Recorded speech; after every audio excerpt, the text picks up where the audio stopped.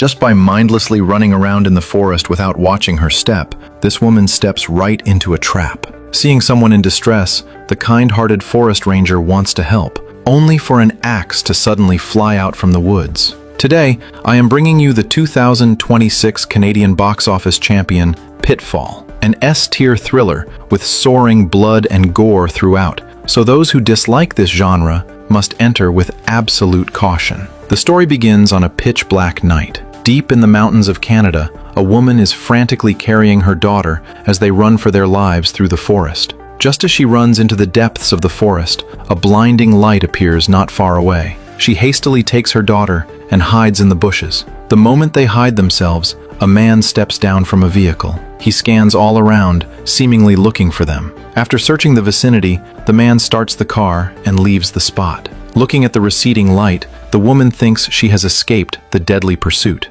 But just as she prepares to continue fleeing with her daughter, she turns around only to find the man standing right behind her.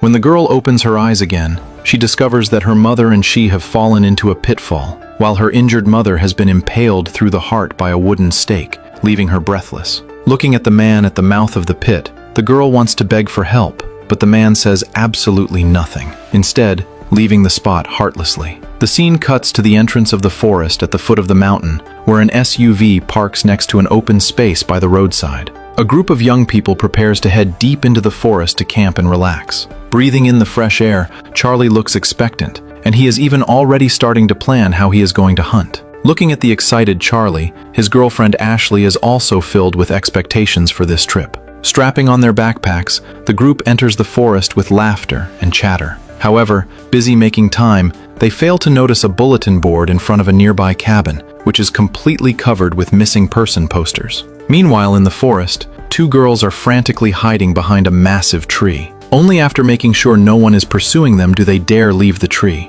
But the very moment they run off, an arrow comes flying right at them. Meanwhile, Charlie and the others, who are rushing deep into the forest, still have no idea that danger lurks within. Charlie mentions a rumor about this forest to everyone, stating that roughly 2,000 people have gone missing in this area over the past 10 years. Although the local authorities discourage camping near the forest, tens of thousands of people still enter it every year. Listening to Charlie's introduction, Lars, walking at the back, finds it a bit bone-chilling. However, everyone does not care much, assuming those missing people probably encountered wild beasts and believing that as long as they do not venture too deep into the forest, they will not face danger. Passing through a river valley, the group arrives at their planned campsite. Right after arriving, Ashley is drawn to a waterfall not far away. However, just as the group is about to search for a spot to set up camp, Lars suddenly steps into thin air. Looking at the wooden stakes inside the pit, a surviving Lars feels a shiver run down his spine.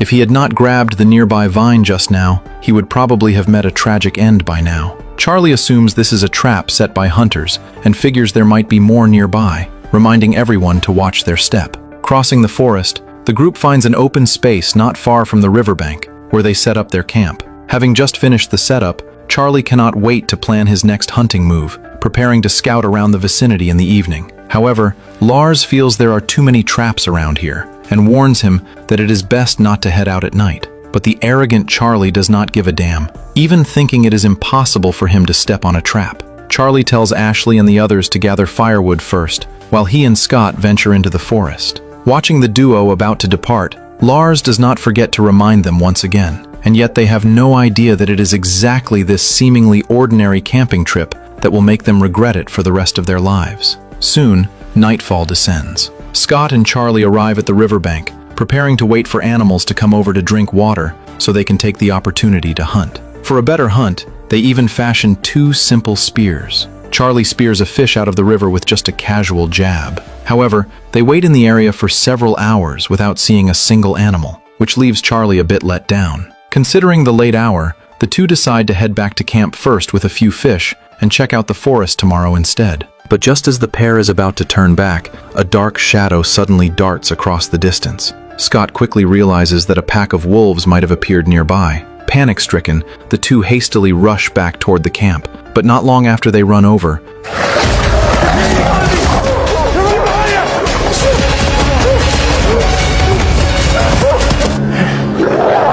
the the whimpering screams of the wolf pack suddenly echo behind them, causing them to freeze in their tracks. Charlie thinks of the traps in the forest, assuming the wolf pack might have fallen into a trap or crossed paths with another wild beast. Though they have no idea what is going on, fortunately, the wolves stop chasing them. Calming down, the two continue making their way toward the camp, but too busy running, Charlie fails to notice that Scott behind him has vanished. By the time Charlie realizes it, he has already run a great distance. Looking back at the forest behind him, Charlie dares not turn back, so he can only return to camp first to break the news of Scott's disappearance to the remaining few. Learning that Scott is gone, Lars immediately thinks of the traps, deducing that Scott might have plunged into one. Gwen wants to call the authorities for help, but there is absolutely no signal in the mountains. The camp is a full day's journey from the foot of the mountain, so by the time they rush down and come back, Scott might have already met a tragic fate. Charlie tells everyone to enter the forest together to search, as this will speed things up a bit. Meanwhile, Scott, who fell into the trap, wakes up from his coma, feeling a piercing pain in his thigh the moment he opens his eyes. He looks down only to realize that a wooden stake is impaled right through his thigh. He attempts to pull his leg out, but the moment he exerts force, a massive amount of blood pours from his thigh. Feeling the excruciating pain, he dares not try again, resorting to shouting at the top of his lungs in hopes that Charlie in the forest can hear him. But despite shouting for ages, there is absolutely no movement from above. Scott has no choice but to find a way to treat the wound, unbuckling his belt to tie off his thigh. Right as he looks up, he notices that his backpack is hanging not far away. He remembers there are some tools in the backpack that might help him break free, but since he is quite a distance away from the backpack, he simply cannot reach it. To get the backpack, he has no choice but to undo the belt. After a few attempts, he finally yanks the backpack down, but when he opens the backpack, he only finds a key, a map,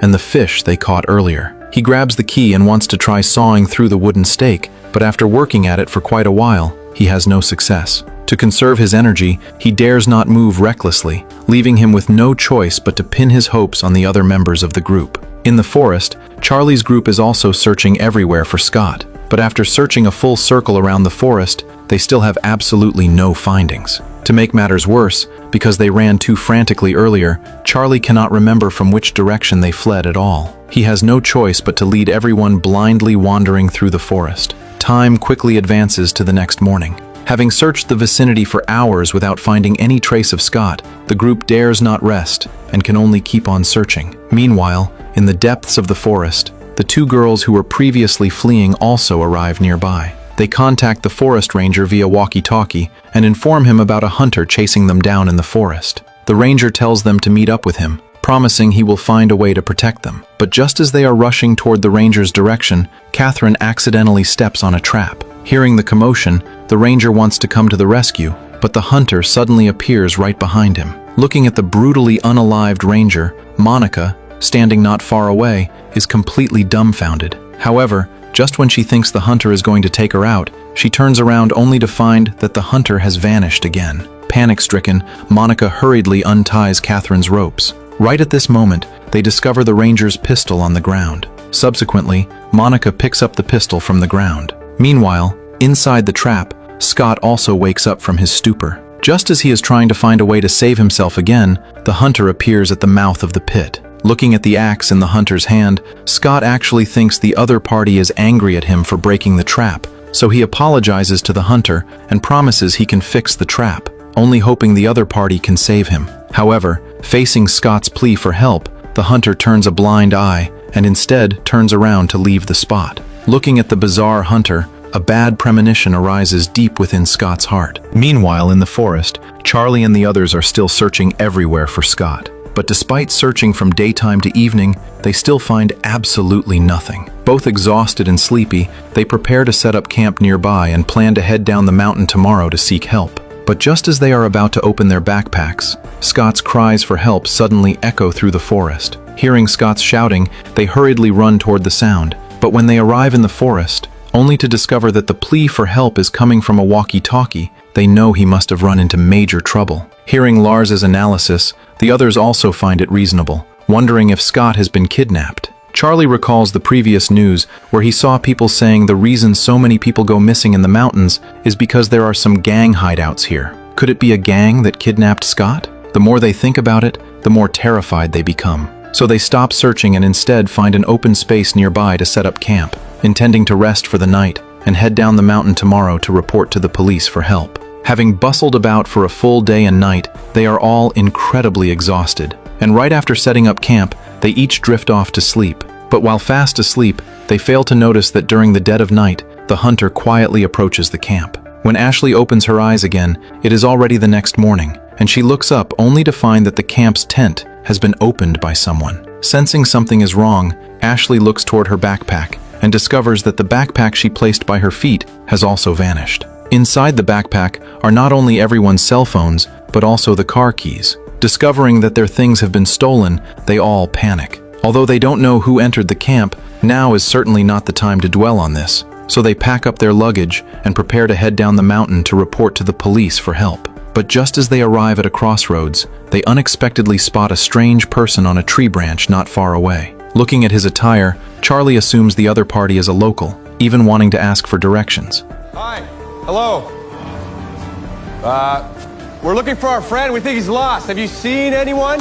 Oh, shh, it's fine. Hi. Yeah, we just want to find our friend and go. We mean no harm. I don't like this, Charlie. It's fucking weird. Guys, what are we doing? He's gonna fucking talk. What's his deal? Hey, fuckhead! Hey, Charlie! Can you help us out or not? However, when they look back again, the man on the tree branch has vanished once more. The bizarre scene leaves them all a bit panicked, and daring not delay any longer, they rush toward the foot of the mountain. But they walk until dark, without reaching the bottom of the mountain, leaving them with no choice but to set up camp in an open space. Charlie goes nearby to gather some firewood, but when he returns to the camp, he discovers that the few people in the camp have all vanished. Just as he is bewildered, he hears a strange noise. He lifts the tent flap and discovers that both Ashley and Gwen have been tied up. Before he can even react, the hunter from daytime appears right beside him, and subsequently, Charlie is knocked unconscious by the hunter and thrown into the tent. The hunter picks up a torch and ignites the tent. Waking up, Charlie still wants to save himself, but with his hands and feet tied up, he is ultimately burned alive. Looking at the brutally unalived Charlie, Ashley and the others in the tent on the other side are completely stunned. But the hunter doesn't finish them off, instead turning around and walking into the forest. While Ashley is in a daze, Lars unties his ropes and leads them in an attempt to head down the mountain. However, just as they arrive in the forest, they happen to run into Catherine and Monica, who are fleeing through the woods. Before either side can say a word, an arrow comes flying right over. Looking at the hunter shooting arrows in the forest, Lars finally realizes the hunter didn't spare them earlier because he wanted to let them go, but rather because he treated them as prey and wanted to hunt them down. Panic-stricken, the group can only scurry around blindly in the forest. Having run for an unknown amount of time, they arrive at an open space. The moment they stop, an axe comes flying right at them. Looking at the brutally unalived Catherine, the others dare not linger, turning around to run into the depths of the forest. But the vicinity is completely littered with traps. The unlucky Ashley triggers a mechanism, her shoulder impaled by a trap entirely full of wooden stakes.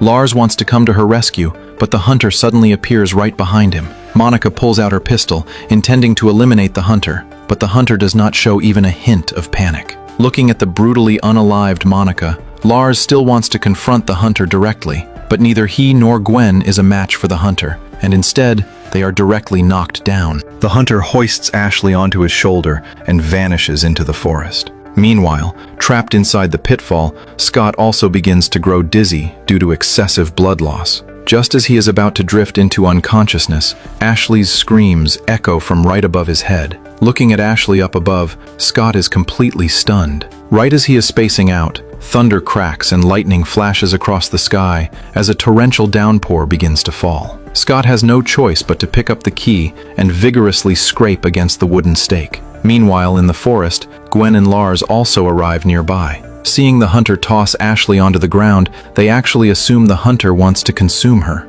Taking advantage of his departure, they quietly creep over. But the moment she enters the camp, Gwen accidentally steps right into a trap. Just as the hunter is about to finish off Gwen, Lars launches a sneak attack from behind. And although he wounds the hunter, he himself takes a few blows from the hunter. While the two are scuffling, Gwen picks up the pistol from the ground and shoots the hunter. Meanwhile, in the pitfall, Scott finally manages to saw through the wooden stake. With the help of the rainwater pouring into the trap, he successfully climbs his way up. The very first moment he returns to the surface, Scott unties Ashley's ropes. Just as they are rejoicing over surviving the ordeal, unexpectedly, the hunter is actually still alive, blindsiding Gwen from behind and unaliving her with a dagger, and a heavily injured Scott is simply no match for the hunter. Just as he is about to be hacked to death by the hunter, the heavily injured Ashley picks up the axe from the ground. Looking at the hunter at the bottom of the pit, Ashley assumes she has successfully taken him out.